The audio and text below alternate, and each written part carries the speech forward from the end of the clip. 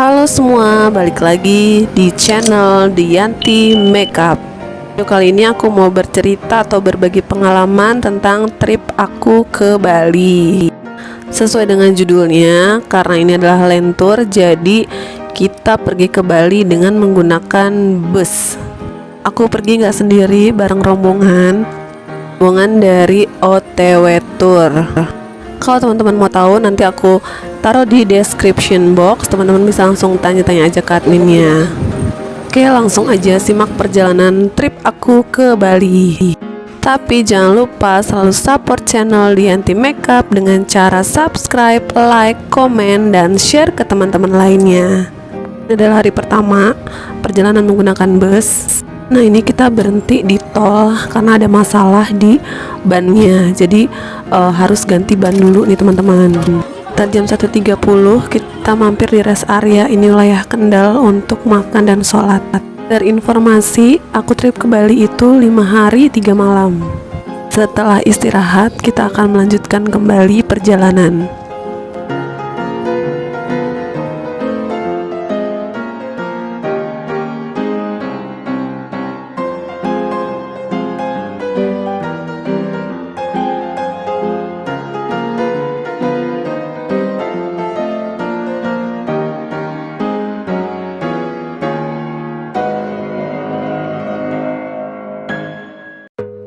Suasana di dalam bis kurang lebih bareng teman-teman rombongan trip. Ini sekitar jam 5 pagi, kita istirahat dan sekalian mampir di rest area.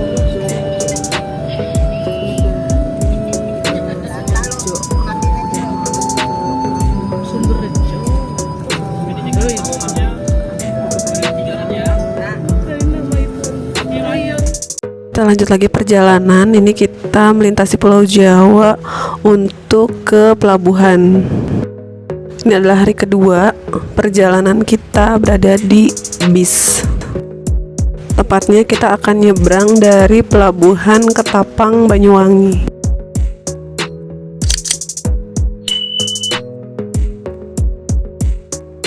Ini juga pengalaman pertama aku untuk ke Bali melalui jalur darat, penyeberangan dari pelabuhan Ketapang ke Gilimanuk. Setiap perjalanan pasti punya cerita yang berbeda, jadi simak terus videonya, oke?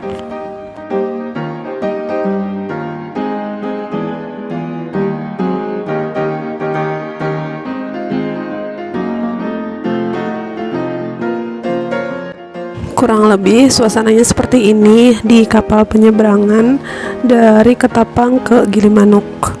Penyeberangan memakan waktu kurang lebih 1 jam perjalanan.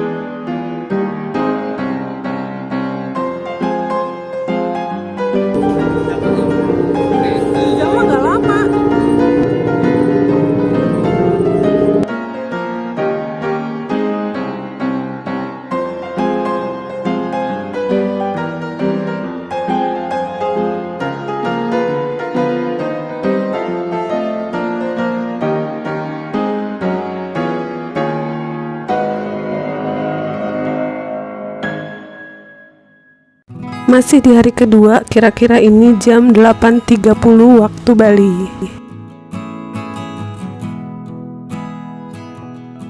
Kita mampir di restoran Bidadari untuk bersih-bersih dan makan sebelum melanjutkan ke tempat wisata. Jadwal wisata hari kedua cuma ada 2, yaitu ke Tanah Lot dan ke Pantai Tanjung Benoa.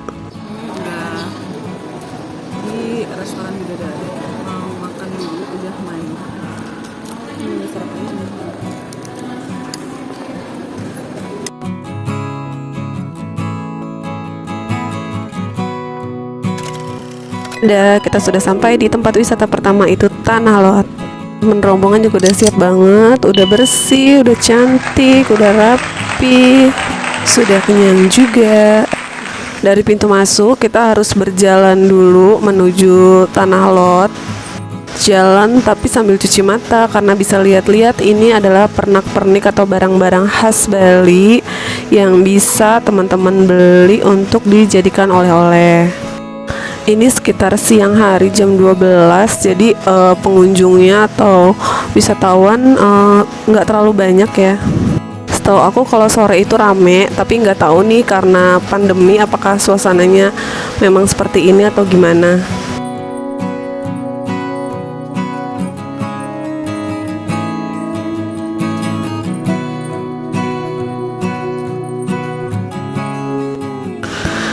Ini jalanannya tuh bener-bener sepi sih kalau menurut aku.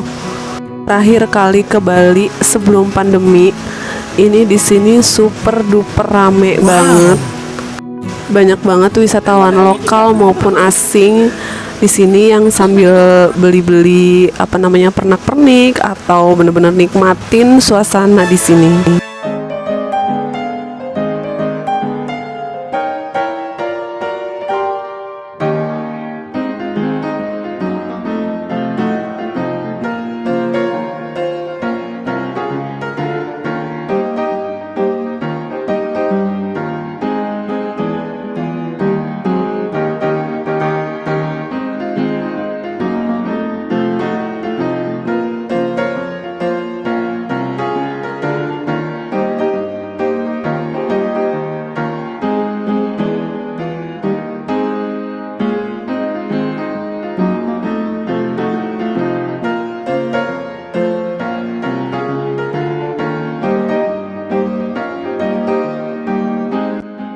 Ini airnya lagi pasang, jadi kita nggak bisa turun main air, nggak bisa keliling-keliling sambil foto-foto aja. Aku banyak orang yang mau menikmati sunset di sini dan juga ada pertunjukan tarik kecak. Itu berdasarkan sepengetahuan aku waktu ke Bali sebelum pandemi. Mohon dikoreksi kalau aku salah. Kalau teman-teman mau berbagi pengalaman selama ke Bali waktu sebelum pandemi, boleh tulis di kolom komentar ya.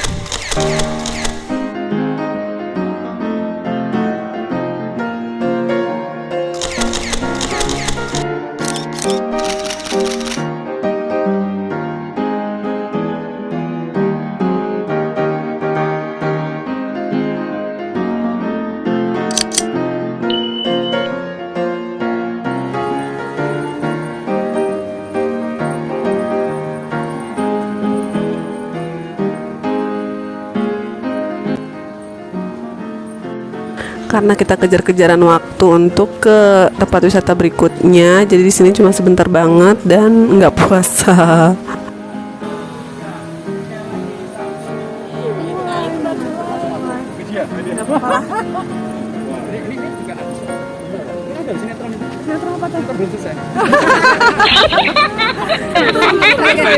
Juga belum ada ya.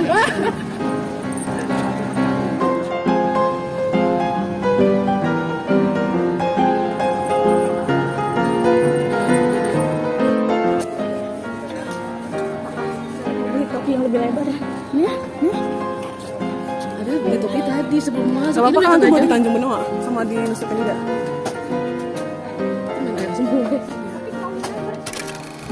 Kita akan masuk di Jalan Tol Bali Mandara, Bapak Ibu. Ini dia disebut sebagai Jalan Tol terindah se-Asia Tenggara. Coba kita masuk bareng-bareng, bener kan? Seindah itu. Kita buktikan bareng-bareng. Nah, ini Bapak Ibu ya, Tol Bali Mandara. Tol Bali Mandara ini adalah adiknya jembatan Suramadu. Tapi Suramadu kan jembatan Bapak Ibu ya. Tol Bali Mandara adalah jalan tol. Sehingga jalan tol Bali Mandara ini adalah jalan tol pertama dan satu-satunya yang ada di Indonesia yang telah diresmikan dan memiliki jalur sepeda motor. Di sebelah kiri Bapak Ibu ini jalur sepeda motor yang kecil. Di Jakarta ada nggak Bu tol isi jalur sepeda motor? Motor nekat ada. Oh, bener Pak? Ada motor nekat Pak? Waduh. Kalau banjir. Nah ini kayaknya lagi ada rekonstruksi perbaikan atau penambahan sesuatu Bapak Ibu ya. Ya, jadi ya karena emang waktu corona panjangnya 5,4 km. Tol Bali Mandara memiliki total panjang 12,7 km.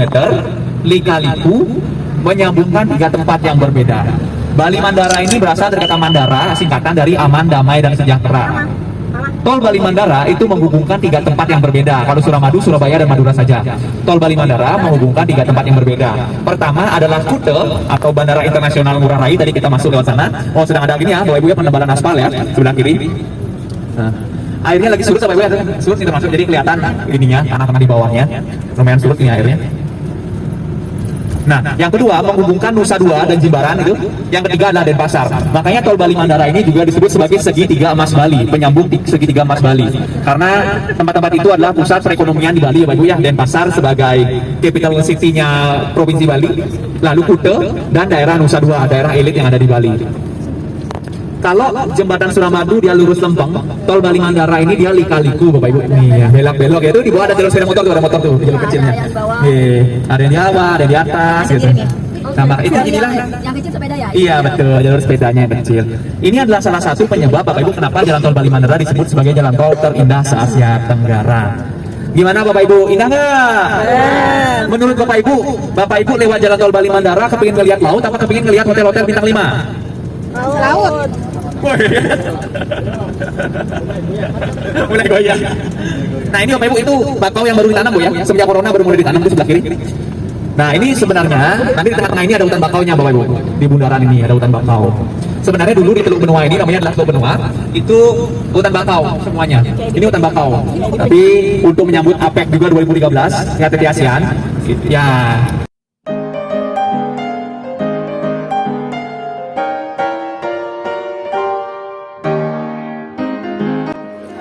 Ya, kita sudah sampai di lokasi wisata kedua yaitu Tanjung Benoa. Jadi tempat bermain water sport, parasailing, flying fish, banana boat, dan lain-lain. Nah, karena ini waktunya juga udah agak sore sekitar jam 3.30, jadi aku memutuskan untuk nyebrang aja ke tempat penangkaran penyu.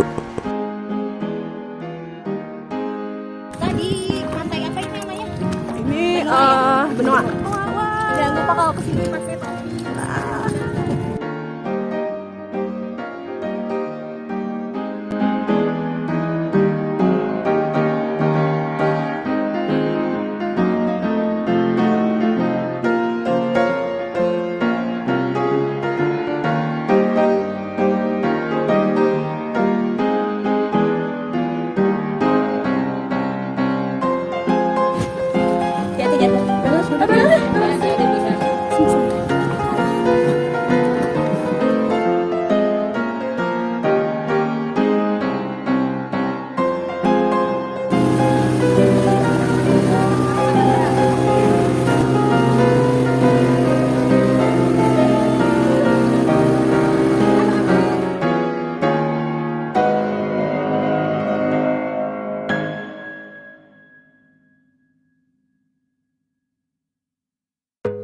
Nah, ini sebenarnya udah sampai, antara sampai atau belum ya.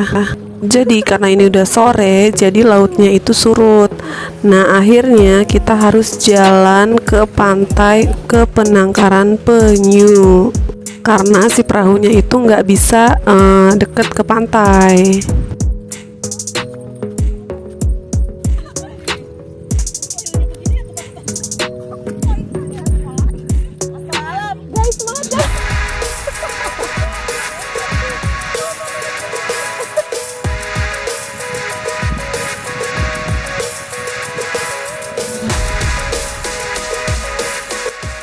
Ini kita udah sampai ke penangkaran penyu dan ternyata ini udah sepi.